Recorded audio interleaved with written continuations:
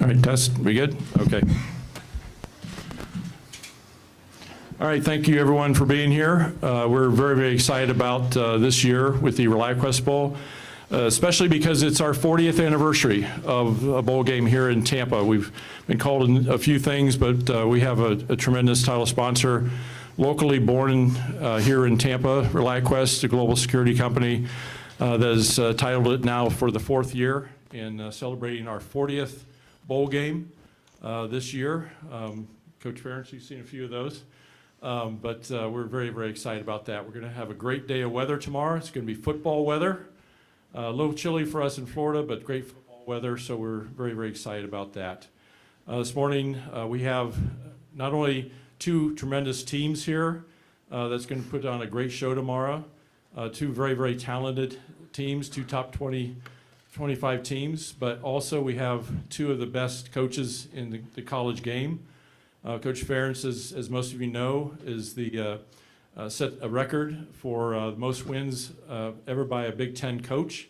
He's also, I think, 27 years at Iowa, I believe, longest tenured coach at one location, which speaks a lot not only to the university but to his success.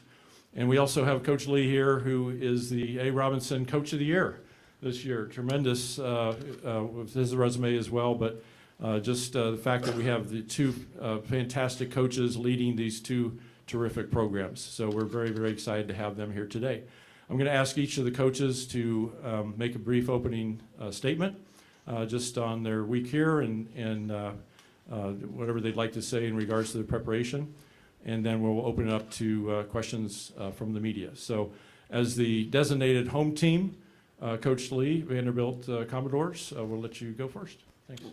Well, thank you, and it's such an honor to be with you guys this afternoon. I appreciate it. I want to start just by saying what an honor it is to share a stage with Coach Ferentz. I think there's a few guys in our profession that are considered to be the highest level, and certainly Coach is a part of that group.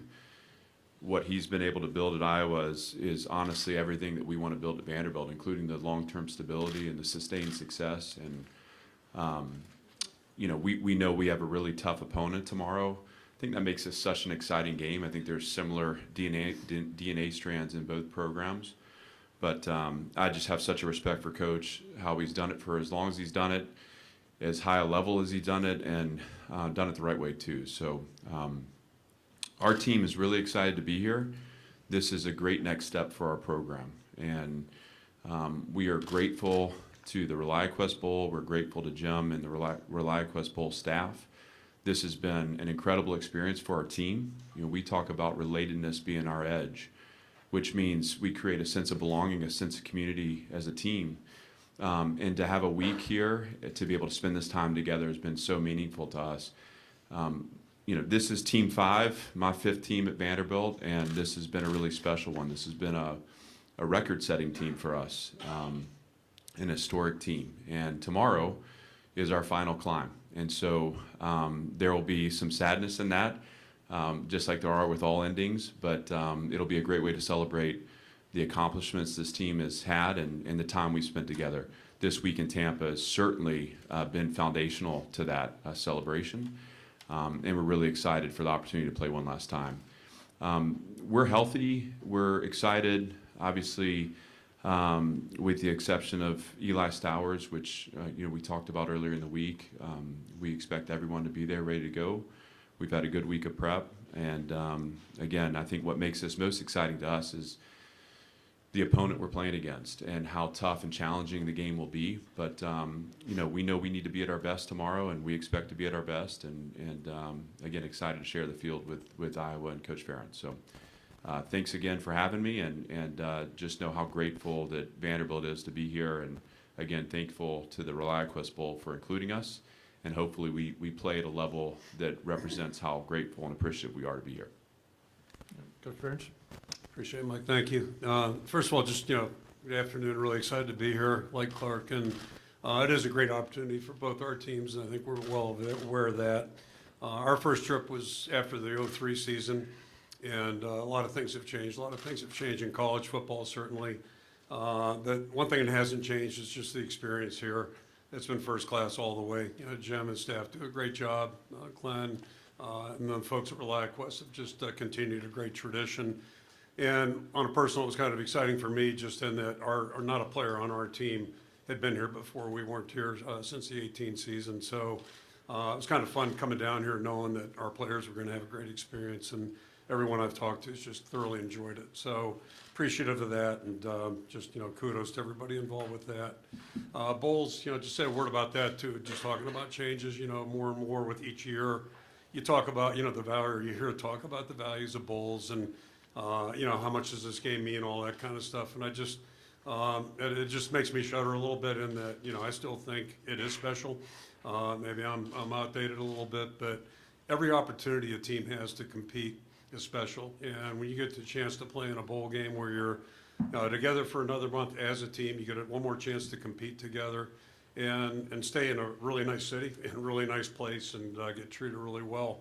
I don't see how it's a bad deal, but if you enjoy competition, which I think is what college football is all about, it's hard to minimize the importance of these games.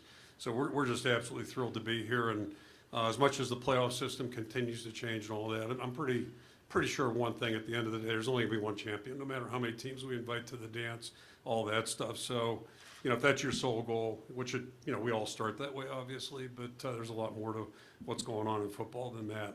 So, to that point, just, again, really excited to be here. The game itself, and Clark talked about that, and I think we probably see it both the same way. My sense is both teams are really excited to be here.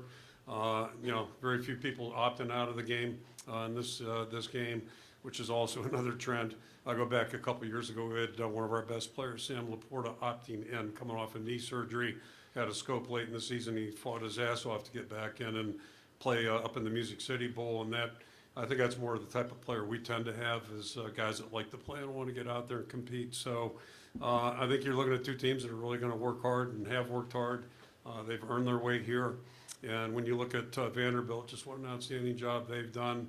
Clark's been there, just methodically built that thing from my vantage point, outsider looking in, built it internally, and then, complemented the team with the portal, which is today's football. But when you watch them play, it's hard to find them not playing hard in any game that they've competed in this year. They just had a great season. You don't luck into a 10-win season. There's no way to do that. So it's a real compliment to Clark, his staff, and their players. Obviously, offensively, they're a very explosive football team, scored a lot of points. The quarterback is the featured player there, no question. They're quarterback driven, but it's a lot more than that. That's oversimplification. They've got a really good offensive line. They've got, receivers that are really good. Tight end, I know they lost one, but they've got another guy that's very dangerous, and a couple good running backs. So you look at their entire lineup, it's a team effort. It's a team effort by all those guys, and then the quarterback, certainly a wild card. Defensively, they make it tough to run, and they don't give up a lot of points. It's 23 points, and to me, that's the only stat that really matters in football is, points scored and points allowed, and they've done a great job there. And then you watch special teams, and their players see the value in special teams that have bought in. That's very, very clear too. So, bottom line, it's good. We're going to have to be at our best to have a chance to be competitive in this game, and that's what we've been trying to work for. Bowl games are interesting, different than anything you do during the season because you have that period where you're playing, but you don't know who you're playing. Then you figure out where you're playing and who you're playing. But even then, you still have a lot of time. So you're practicing, just trying to stay in football shape a little bit. But also, at some point, you turn your attention to the opponent and game prep and those types of things. So it's a long month from that standpoint. And really what it boils down to is once you get to the game week is having the players being able to focus when they need to. And like any game you play any time of the season, first game or last game, it's just respecting the opportunity to compete and then respecting what it takes to be successful. And teams that understand that tend to do better. And certainly our opponent, they've done a great job of that. So it should be a great game tomorrow. We're looking forward to the challenge, and we'll go from there. And I'll turn it back to you, Mike. Great. Down here. Yep. I'm sorry, Victoria. Just raise your hand when you want to ask a question, please. I want to start with Chad Lice, Dakota Des Moines Register. I want to start with Coach Lee. You have a familiarity with Tim Lester. I know you coached with him at Syracuse for 3 years. Probably faced him a lot in practice, I'm guessing. So any good stories about Coach Lester, and how does maybe that familiarity, I don't know, what dynamic does that play in this game, if anything? Oh, I've got a lot of great stories about Timmy, and if you've ever spent much time with him, you know there are a lot of stories there too. Tim's a great guy, great family. That was a fun time for us together in Syracuse. At the time, when Tim took over, honestly, what he was doing with kind of multiple tight ends off the ball, multiple motions, in some ways there are strands of that offense in what we do at Vanderbilt. But it was so cutting edge at the time. One of the most challenging parts was preparing for it in the spring. You're watching Elmhurst College film, which was just a little different, but always creative, outside the box thinker, willing to take risks. It's been fun to watch him, obviously, through his time at Western Michigan, and then the year spent in the NFL, I think, was really formative. What I see on film now has some of the creative aspects of what I knew him to be at Syracuse, but also you see a real emphasis on the stretch run game, some of those NFL kind of elements that have become to define that game. And, this is a world-class person and a really good football mind, and, I'm so happy for him and his success. Right here, it's Brian. Kirk, wanted to ask you, I know you're focused on the game tomorrow, but the portal switch comes right after that. How prepared do you guys feel like you are for when that's happening, and the legwork that you guys have done maybe in the last couple of weeks? Yeah, honest answer is who the hell knows, right? I mean, this has been so bizarre. We were, as I mentioned, sequestered to the barracks this past month. So we actually are like football coaches, coaching our players, talking to our players, not running in, running out, and trying to sneak a practice in. So it's been kind of neat that way. December, and we're actually, and I typically after a bowl game, I like a couple days just to get their acts together and recharge a little bit. But we're gonna have to meet the day after the game, I guess, or day after we travel. So what's that, Friday? Just to kind of get State of the Union, because it changes every day. We have people working on that. I haven't given it a hell of a lot of thought the last 5 days, so it's just the way it is. But yeah, we'll adjust to it and we'll handle it. We're certainly going to be active in the portal. To what extent? I think what's most important are the guys that we do get. Making sure we get guys who are going to fit in the program and hopefully move us forward. And we've been lucky that way to have some guys join us that have, been good additions to our team and help build it and fortify it. And that's, I think, what we're all trying to do. Right down here in front. Madison Herzig, the Cedar Rapids Gazette. Kirk, I want to ask both coaches this, but I'm going to start with you, Kirk. We haven't had a chance to talk to you in person since your offensive line won the Jim Moore Award. What did that mean for that opportunity to happen? And then for Coach Clark, what challenges does this offensive line present beyond just receiving that honor? I'll start with the bad news. The guys told me that historically the teams that win the award play crappy in their postseason game afterwards. So that's a little bit of a challenge for us right now. But hopefully we won't let that affect us. It's kind of like the Heisman. The guy who wins the Heisman a lot of times ends up going on the banquet tour and doesn't show up for the bowl game. That's been a tradition over the years, but it meant a lot, and it's both happiest for our players and George Barnett just done a great job, and it's people in our area know we went through some bumps in that area, that offensive line a couple years ago, and attrition, injuries, we've been through it. Guys maybe that you were counting on didn't play quite the way you want, but that's football. It happens at all positions. But the way they've all stuck to it, and you look at our seniors, they all got good stories. All three of the guys that are doing that have got great stories, and the two guys that graduated last year are both playing on NFL rosters right now, Mason and Colby. So it was a pretty good group last year, and they took it another step with Pieper and Locke jumping in there.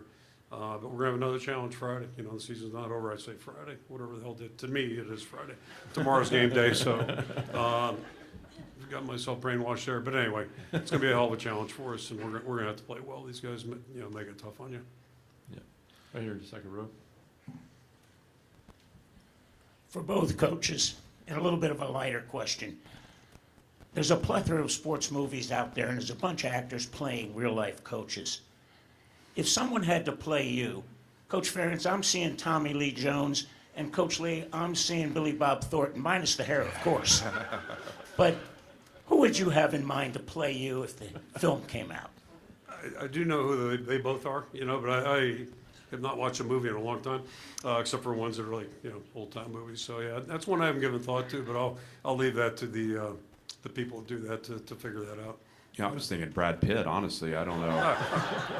It's when I look in the mirror, that's what I see. You see Billy Bob Thornton, I guess. I don't know how to take that. I do want to come back to the offensive line question because I want to be respectful of the second part there. Just to say, it doesn't matter what league you play in, but certainly I believe this to be true in the SEC, and I know it to be true in the Big Ten. You win up front, and you can't expect to play winning football unless you can win on both sides of the line of scrimmage. We always talk about the culture of our program is built in the offensive line room. So even though I'm a defensive coach, the thing I know to be true is our program will go as that offensive line goes. And so to have the chat, first of all, Coach, I appreciate you bringing up the history of the award. I didn't know that. That gives me some hope in the game tomorrow too. But I expect that offensive line is going to show up and play hard. That's all they've done all year. And what a great honor for that group, and a well-deserved honor. And also, too, to know that we have a proud offensive line group, too. And we have a group that really wants to make a statement tomorrow as well. And so I think what makes me most excited about the game tomorrow is the battle in the trenches. And I think you're going to see really a traditional football game played fighting for every blade of grass on that field on both sides. But certainly we see on film and have a ton of respect for the Iowa offensive line and the accomplishments they've had this year. Right here in the middle aisle with the hat. Right there. Yeah. Clark, you talked about the longevity of Coach and how you'd like to have that at Vanderbilt. Obviously when you have success, it gets a lot of attention from other schools. Has it meant something different for you to do what you've done, where you've done it, and be able to do it at your alma mater? Different in terms of just, help me understand, just in terms of the attention it's gotten, or? The pride you take in Yeah. what you've been. I think Gentry, one of the greatest parts of this for me, and you've been there and you've seen it at its lowest points. Anyone who was around the program in 2021, 2020, before I got there, pandemic year, then 2021, my first season, knows kind of the depths of where this program existed. And I think when, I don't know, this is my 5th year. I feel like I've aged 50 during this time. But I'm grateful for the fact that coming into this, I was naive enough to think I was good enough to do it, and so there was this thought process that, I could communicate my way into getting this group of players aligned and on board to play winning football. And what I realized quickly is that maybe I can do it, but I can't do it on my own. It's going to take a lot of people around me supporting the vision for success. Obviously, that starts with the chancellor, Candace Lee. We've talked a lot about her leadership, and then extends to every ancillary part of our program that impacts winning. And to have experienced, to have lived through 2-10 seasons with a 5-7 season sandwiched in between, and to recognize the love and investment that we've put into that place. And it still hasn't changed much physically. Obviously, this football stadium feels different now, which is so cool, but this is a human story. It's a story about a group of people that came together, that were willing to see what was possible and willing to bleed into it and work hard for it. And we've lost people along the way, and that's painful too, but I look at it now and say, that's necessary. It has to be about the ones that have the belief. And so you ask about, the sense of pride I have in that. I think I'm so humbled and grateful to have been a part of it, and to realize that there is still room for a team that that puts a fence around the building, ignores the external perception, focuses on the internal investment, and cares about one another. And over time, that can give way to results. And so there's a lot of, I guess, pride in that. I'm grateful to have been a part of it, and I'm excited for this to be the beginning of it. And to your point about Coach's tenure, I'm excited about what the future can hold for us. But the future won't be there unless we stay true to that DNA, that soul that we have as a program that has allowed us to get to this point. Right here. Yep. Aria Gersmith, the Tennessean. Kirk, what is it about Diego Pavia that you've seen out of him that makes him so special and that will be the most difficult for you all to defend tomorrow? I mean, just a couple obvious things. It just, first of all, when you evaluate a quarterback, in my mind, it's all about, does he lead his team? Does he move the team? And ultimately, you know, put the ball in the end zone or at least help you score points. So, you know, my experience is quarterbacks come in all sizes, shapes. When you coach at Iowa, you coach at Vanderbilt. Now I don't want to speak for Clark. You know, maybe your guy's not always going to be 6'4" and run a 4.8 40 or 4.6 40, whatever. We don't get a lot of first-round draft picks at either school, I don't think. But winning quarterbacks are winning quarterbacks. We had a guy, Brad Banks, in 2002 as a first-year starter in college football, ended up being the AP Player of the Year, runner-up to the Heisman, the whole 9 yards, and didn't get drafted in the NFL. He wasn't a prototypical NFL guy. But our team followed him. They believed him and followed him. So to me, it starts with that. You know, he can do just about anything, you know, and I think he's probably most dangerous. Whatever he's averaging carry, 4.8 or 4.6, whatever it may be, it's respectable. But when he scrambles and pulls it down, that number doubles and then some. So trying to contain him is a challenge, and it just gets down to great team defense. And we've played some good quarterbacks this year. Indiana's guy's pretty good. Oregon's isn't bad, and SC had a guy who was unbelievable too. So it's a challenge because every play the pressure's on. If you make a mistake, it might really cost you, and that's, you know, it's just easier said than done to defend that. Coach Ferentz, On the left. Tom Laberger, Tampa Free Press. You just answered my question to some degree. You know, starting with Fernando Mendoza, Dante Moore, and down from there, you faced a lot of top-shelf quarterbacks this season. Pavia, of course, can hurt you in the run game as well. But what is the challenge if you look specifically at the passing game and him getting the ball downfield against your defense? Yeah, I mean, pick your poison, and he can throw the football. It's, you know, if there's one disadvantage he has is maybe trying to throw over the line, you know, in those situations where he's trying to get the ball maybe in the middle. But, you know, he's elusive, he's on the move, and when he breaks contain or, you know, those kinds of things, typically bad things are going to happen. So, you know, you're trying to be aggressive against a guy, but you also have to be really careful. And that's, again, it's like walking on ice in some ways. It's just really tough to navigate and negotiate against a player like that. And again, any play that he is involved in could end up badly for you defensively if you're not, like, you just got to stay with your coverage and you got to stay with the rules of the defense. Yeah. Question down here in front. Oh, in the back, sorry. Yeah, thank We'll you. get you next. Jerry Mackey, the chairman of the John Mackey Award. When I sit here, I look at legendary coaches, future and established. How do you see each other when you look at your success, you turn around the programs, and being able to recruit quality young men that goes out into the world and be more productive?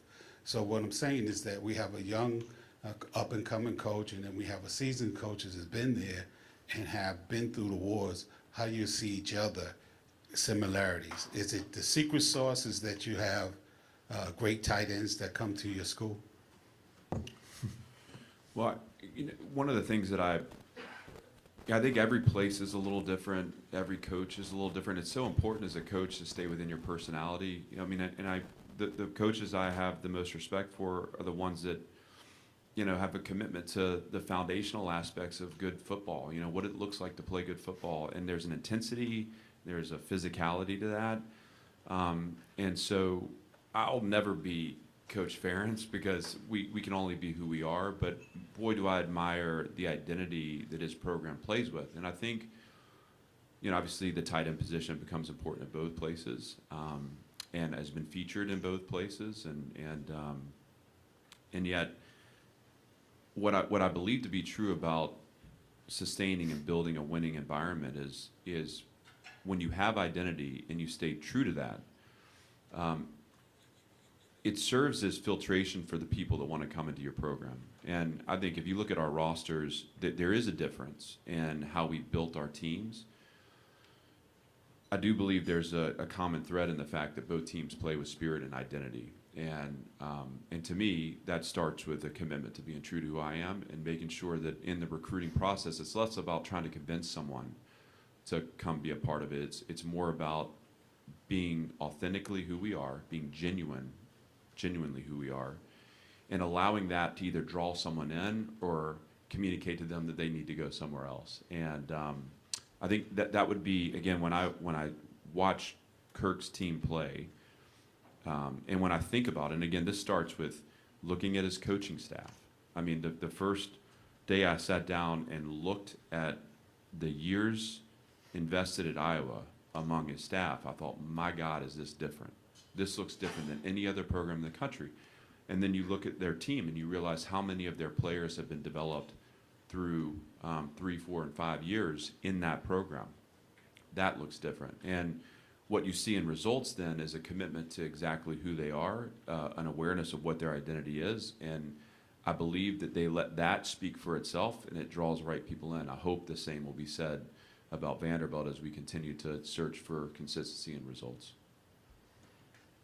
So yeah, the tight ends, on that topic, I'll start there. And our local folks know this, but my wife in the 80s, anytime we lost a game, I'd come home and she'd say, you guys didn't throw the ball to the tight ends enough. And the sad part was she was usually right. And she says she doesn't know football. She knows it pretty well. But it's just, for whatever reason, it's been part of our DNA since my time, going back to 1981. And I think it's interesting if you study it too, just to follow up on what Clark's talking about in terms of recruiting. Think about a guy like Dallas Clark that was a walk-on at Iowa.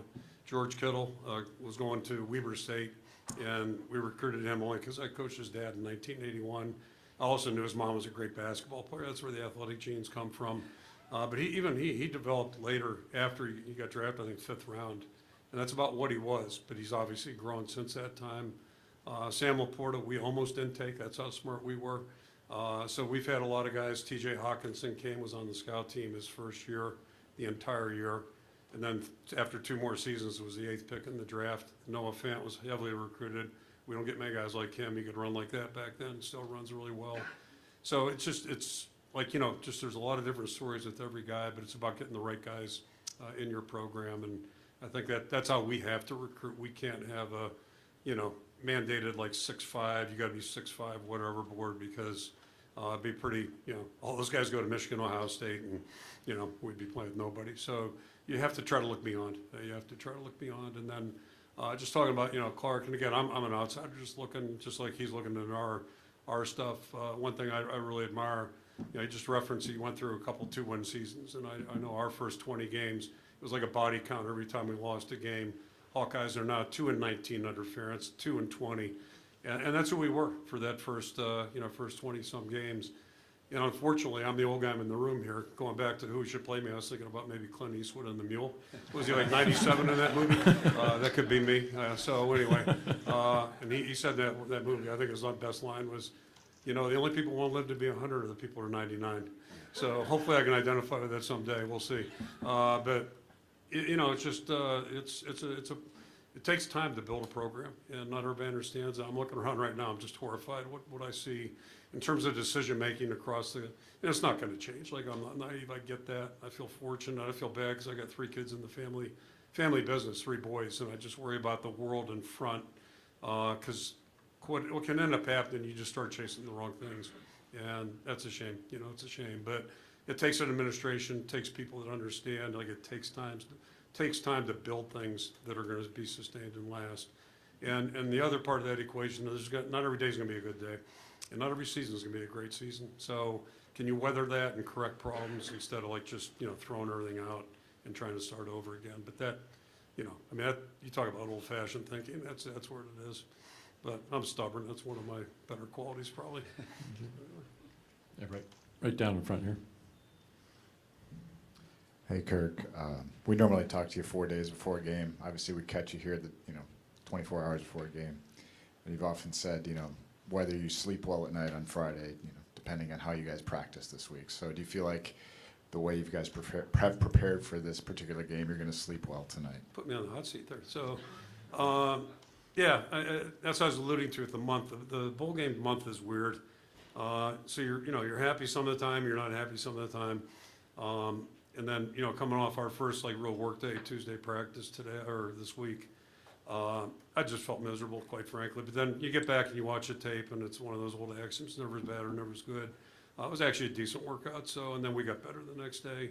But today everything was pretty clean. But, all that doesn't matter if you don't show up with the right mindset, and we're gonna need that tomorrow because of the game we're in. But, yeah, I feel okay. I think we're fairly healthy. But you're always afraid to feel too good just because, the 8 million things that could go wrong, well, all too well. Questions? Anybody? Yeah, right here. Right here. There you go. For both coaches, and Coach Lee, you first. You want to be one of those 12 in the college football playoff, but if you can't be, is there a better place to be on New Year's Eve than Tampa at noon in the ReliaQuest Bowl? Well, no. Yeah, I'm going to mess this up. I think this is the second time that Vanderbilt's played in a Florida bowl game. I'm almost certain that's true. To have a New Year's Eve game. Kirk mentioned this earlier in his opening remarks. And there's so much going on right now in the national conversation around bowl games and playoff, and I'm sure it's going to be an off season to remember that way. But I believe there are no mistakes. I think our team strived to be one of those 12. That was a goal of ours, obviously, and I think to start the year, we may have been the only ones that believed we could do it, and as the year went on, we brought some more people on board into that belief, which was that was a fun experience. We didn't do enough. We lost 2 games on the road that we needed to find a way to win, and so there's growth in that for us. But the celebration that was when we found out we were going to be in this game, and honestly too, I fought to be in this game. Anyone that would listen to me, including Jim and I had a call, I fought to be here because I wanted the opportunity for our team to experience the ReliaQuest Bowl. This has always had such a great respect among my peers for the quality of game, how first class they are in the operation. And I said this to start, it's a great next step for our program to be here, New Year's Eve bowl game in a great city. And the other thing that was so appealing to me about this game was the opponent, because at the time when this was all being settled, it was projected that I was going to be here too. And I just felt like this is what college football is about. And anyone, look, if I wasn't coaching it, I'd be a fan of it. And this is the kind of game that I want to watch. You got an established program that's had decades of success, but plays a certain brand of football, and you have an up-and-comer that is very similar in DNA. And so it's a long-winded, but we're very happy to be here. And tomorrow is going to be such a celebration, and the outcome is going to be the outcome. 2 teams are going to fight really hard, but this has been an incredible experience for us, and it's something that we're going to be able to build on as we turn the page and focus on next season. Oh, ditto that. It's just, Bill Brazier was Coach Fry's longtime defensive coordinator. He had a great saying. He just said, all bowls are good bowls, some are better than others. And, so you want to play in the best possible bowl possible, and just, we all have goals at the start of the season to win in our conference championship. But, the reality is not everybody's going to do that. So, you trickle it on down, and you've got a great city. You've got people that just really understand how to run a great bowl game. And, again, I've got an extensive history now, 20-plus years. And one thing I really appreciate about Jim and the people that work with him, they listen to what players like and don't like, and they're eager for feedback, and then every year it's a little bit different, but it's really designed well for the players.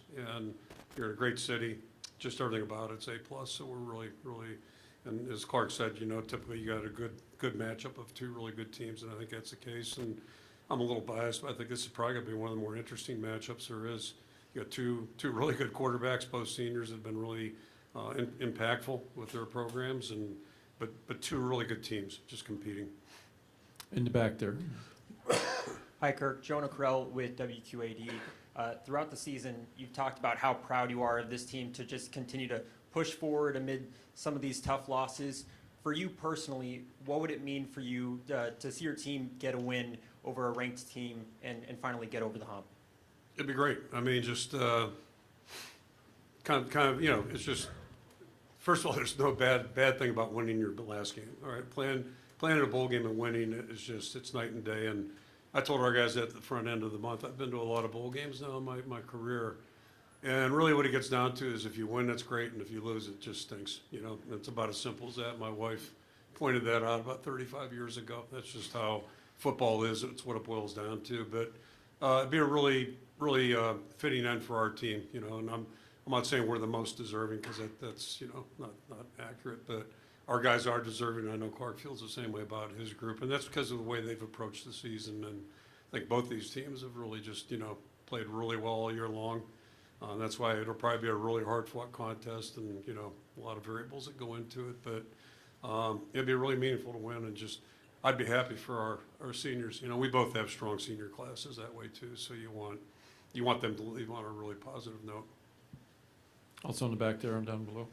Colin Crothers, DITV. For Coach Lee, obviously not to dive into the specific X's and O's, but what is it about Iowa's play on the field that makes them so unique from the opponents you've seen throughout the season? Well, it's 3 phases, so you got 3 phases interlocked, you know, and all 3 complement one another. So the style of offense, the style of defense, style of special teams.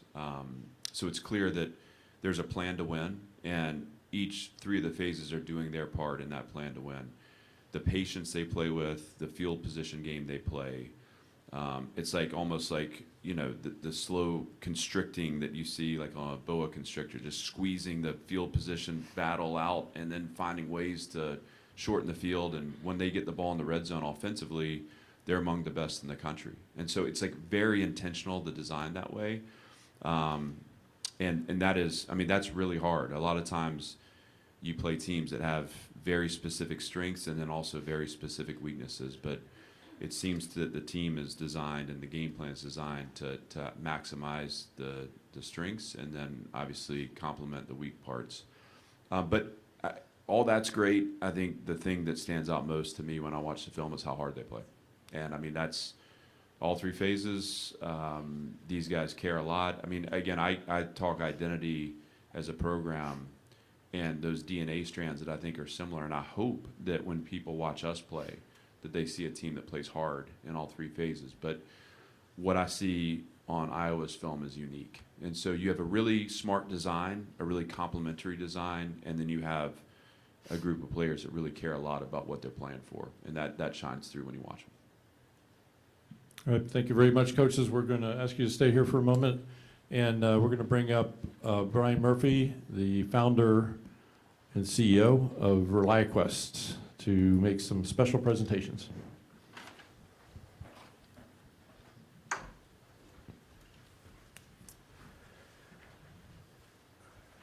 Thank you, coaches. Really appreciate the athletes being here, your team, staff, everybody traveling in Tampa, and we're going to offer up some good weather tomorrow and have a good game. So we appreciate that. Also appreciate all the ReliaQuest Bowl staff and team members.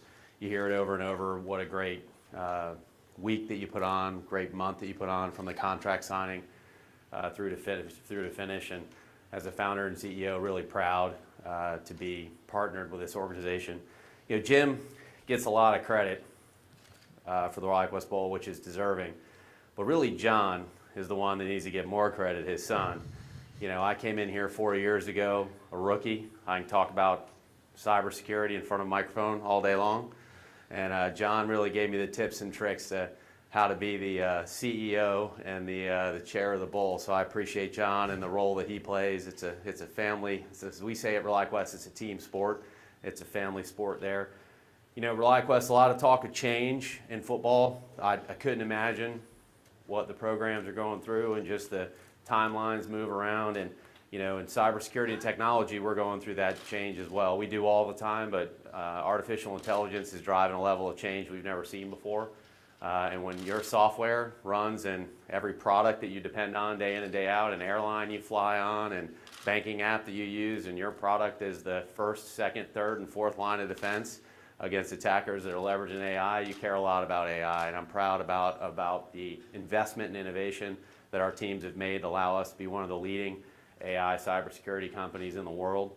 And you know, that's just, for us, it's about doing the simple things savagely well in technology. We're excited. Part of this program, the reason we sponsor this bowl, is to bring awareness of both the opportunity and the importance of cybersecurity, not just to our local community audience, but the television audience. And then we added last year, we will be traveling out to both Iowa and Vanderbilt with our mobile collegiate cybersecurity labs program. And any student at those universities can take part and learn cybersecurity, start to learn how data moves around a network, whether they're interested in the field or just interested in learning more. It was very successful last year.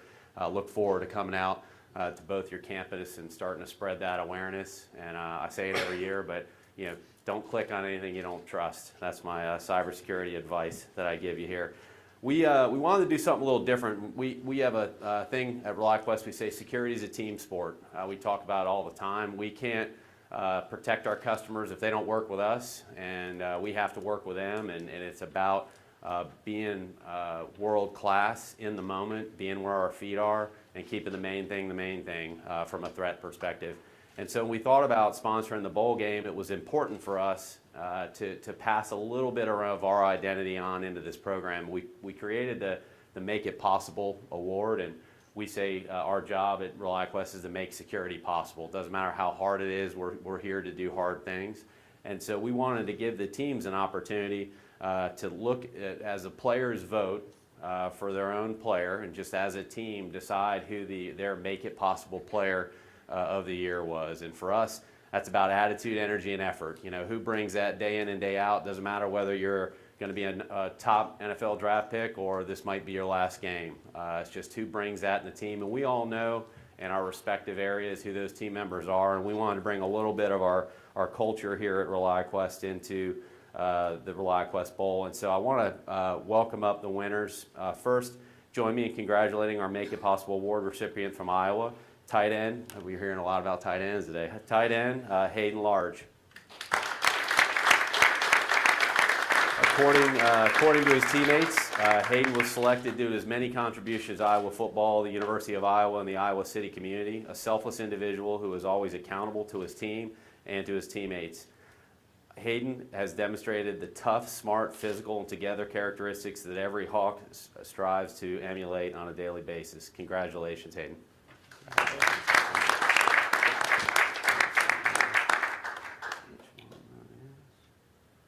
think they're both the same here. This is John. We're going to need a refresh on how to do this for next year. Yeah, appreciate it. Thanks. We'll get some pictures here.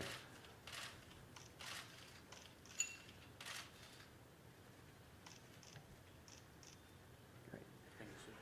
Thank you. Congratulations.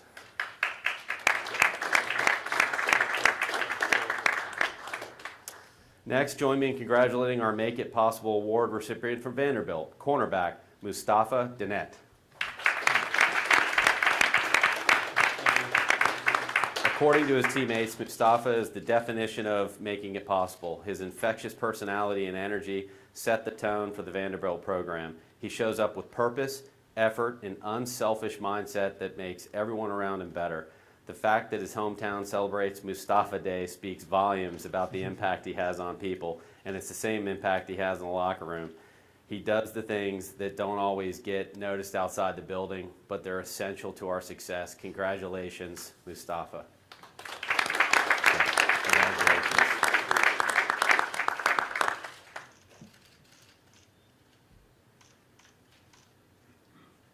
Congratulations. Congratulations. Thank you, Brian. And thank you, everybody, for being here. Thank you, coaches, and let's have some fun tomorrow. We'll get a picture of the coaches and the kids up here real quick, and then you're all set to go. Thank you very much.